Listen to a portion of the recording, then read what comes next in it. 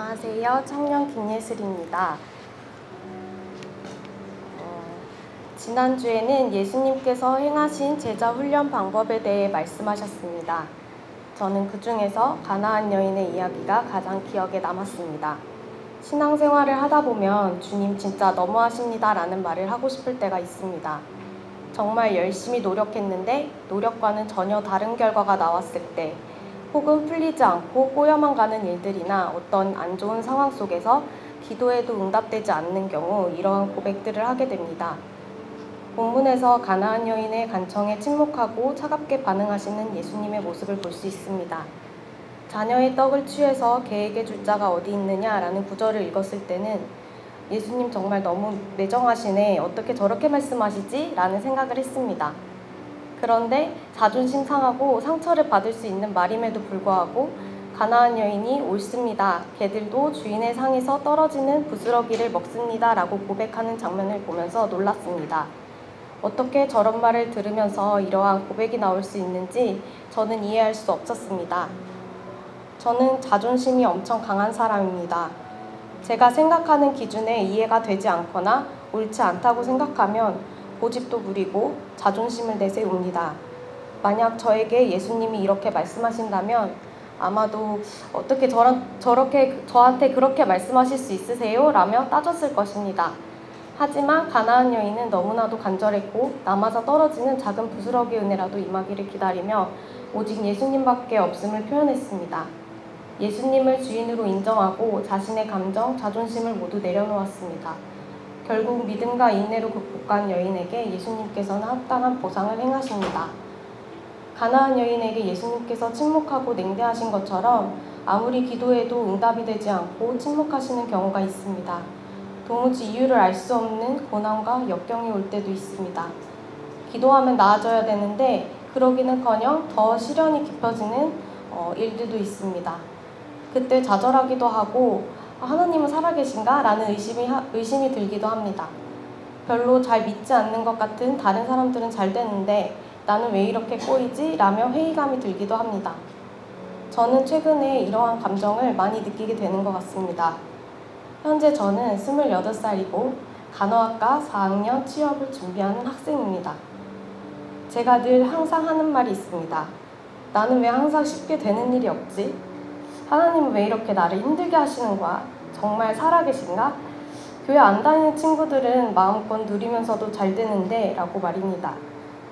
저는 20살 되기 전에 처음 대학 입학 원서를 지원할 때 개강이 3월인데 2월 말까지 전화가 안 오더라고요. 그래서 2월 말에 거의 추가 합격 전화를 받아서 힘들게 학교를 가게 되었고요. 하지만 여기서 끝이 아니었습니다. 2년 후에 저는 최고로 좋은 곳에 취업하기 위해 노력을 했는데 면접을 보고 남들이 넌 여기 무조건 너는 무조건 여기 합격이야 라고 말했던 직장 어린이집에서 불합격 통지를 받았습니다.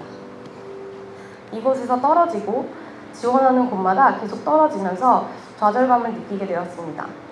기도는 했지만 취업하게 해주세요가 전부였고 이에 대한 응답은 침묵이셨습니다. 저는 제가 하나님의 일을 안 하는 것도 아니고 사역도 열심히 하는데 제 삶은 왜 이렇게 꼬여있나요? 좀 쉽게 해주시면 안 돼요? 진짜 너무하세요 라고 말하며 늘 예수님을 원망하고 따졌습니다. 어느 날 이제 엄마께 엄마 나는 왜 쉽게 되는 게 없을까요? 하나님은 날 싫어하시나 봐요 라고 투정을 부린 적이 있습니다. 그때 엄마께서 해주신 말을 아직도 잊을 수가 없습니다. 하나님이 너를 정말 사랑하시나 보다. 얼마나 사랑하시면 너를 이렇게 애타게 찾으시겠니? 너가 하나님께 간절함과 믿음을 보여봐. 엄마랑 같이 새벽 예배 나가볼래? 라고 말씀하셨습니다. 처음에는 새벽에 나가는 것도 힘들고 나를 사랑하신다는 게 이해가 되지 않았지만 일단 저의 믿음의 동역자라고 생각했던 엄마의 말씀을 듣고 새벽 예배를 나가게 되었습니다. 처음에는 그저 취업이 되게 해달라고 기도했던 것 같습니다. 하지만 조금씩 새벽에 기도할수록 해주세요 라고 기도하게 되는 것이 아니라 그동안 내가 이익과 권위 그리고 남들의 시선을 의식하고 취업을 준비했던 마음을 회개하게 하시고 하나님이 나를 위해 계획하시고 예비하신 곳이 있음을 믿는다고 기도를 하는 저 자신을 발견하게 되었습니다. 이후 2월 말에 어렵게 취업을 할 수 있게 되었습니다. 저는 이를 계기로 하나님이 소원을 들어주는 요술램프 지니가 아니라 나의 주인이시라는 것을 인정하게 되었고, 가나안 여인과 같이 예수님께서 나를 어떻게 사용하고 훈련하고 계시는지에 대해 생각해 보게 되었습니다. 이렇게 가나안 여인을 생각하며 하나님께서 침묵하셔도 좌절하지 말고 주님을 더욱 신뢰해야 합니다. 설령 원하는 목적이 이루어지지 않더라도 흔들리지 말고 더 큰 믿음을 가져야 합니다. 침묵하셨어도 우리 예수님은 가나안 여인의 소리를 하나도 놓치지 않았습니다. 나의 형편과 상태에 관계없이 하나님의 시야는 나에게 향하고 있습니다. 도무지 느끼지도 못하고 인식이 되지도 않지만 오늘도 내 마음속에 성령님이 살아 역사하십니다. 그런 내가 쓸 수 있는 무기는 믿음입니다. 칠흑같이 어두운 밤일수록 빛은 더 빛나기 마련입니다. 주님을 신뢰하여 믿음의 길을 가고 좌절과 실망과 의심의 어둠을 믿음으로 이겨내야겠다고 다짐했습니다. 저는 조금 전에도 말씀드렸던 것처럼 또다시 새로운 직장을 위해 조금 준비하고 있습니다. 과거에 내 힘으로 취업하려고 했던 교만한 생각을 버리고 누구나 부러워하는 병원이 아니라 하나님께서 나를 사용하실 병원을 기대해야겠다고 늘 다짐합니다. 하지만 나를 사랑하시는 하나님을 자꾸 잊어버립니다. 주변에 취업 준비가 잘 되고 있는 친구들을 보거나 취업에 대한 이야기를 나눌 때 사단은 하나님께서 나를 사용하셨던 일들을 잊게 하고 제 마음을 불안하게 만듭니다. 저는 이번 주일에 말씀하셨던 가나안 여인의 그 믿음을 기억하며 간절함을 가지고 하나님을 주인으로 인정하는 삶을 살기로 다짐했습니다.